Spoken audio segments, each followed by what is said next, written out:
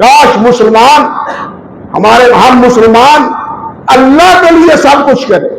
یہ جہاد بھی لتکون کلمۃ اللہ ہی العلیٰ، اللہ کا نام بلند ہو. یہ کس کے لیے؟ اللہ کا نام بلند ہو. وطن کے لیے جہاد نہیں. وطنی جہاد کافر بھی کرتے ہیں لیکن دین کے لیے وہ کچھ نہیں کرتا. مسلمان اور غیر مسلمان کے جہاد کا فرق یہ ہے کہ یہ جہاد کرتا ہے تو اللہ کے لیے کرتا ہے،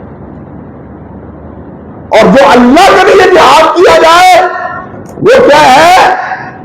اس میں کارزار میدان کارزار میں شہید ہونے والا، مرنے والا وہ اللہ کے ہاتھ شہید ہے، جس کے بارے میں اللہ نے فرمایا انہیں موت آپ مردہ نہ کہو، وہ میری راہ میں جان دے چکا ہے، وہ میری راہ میں جان دے چکا ہے.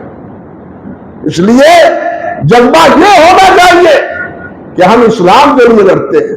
ہاں، جو اسلامی ملک ہے اس کا دفاع بھی اسی طرح ضروری ہے جس طرح اسلام کا دفاع ضروری ہے، کیونکہ اس اسلامی ملک میں اسلام سربلند ہے، اسلام کے حقائق کی ترفیع ہے، وہ اسلام کی تابع داری ہے. اس میں ایسے ملک کے لیے لڑائی بھی وہ عین اسلام کی لڑائی ہے.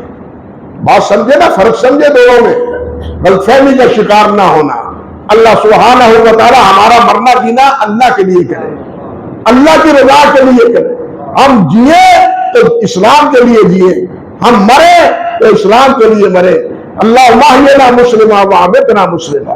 اللہ ہم زندہ رہے تو مسلمان بن کے، مرے تو مسلمان بن کے. اللہم انت ولینا فی الدنیا والآخرہ توفنا مسلمین والحقنا بالصالحین.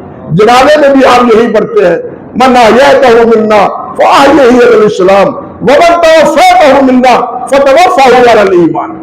اللہ ہمیں ایمان پر اور اسلام پر قائم رکھ، اور ایمان اور اسلام پر ہمیں موت عطا فرما.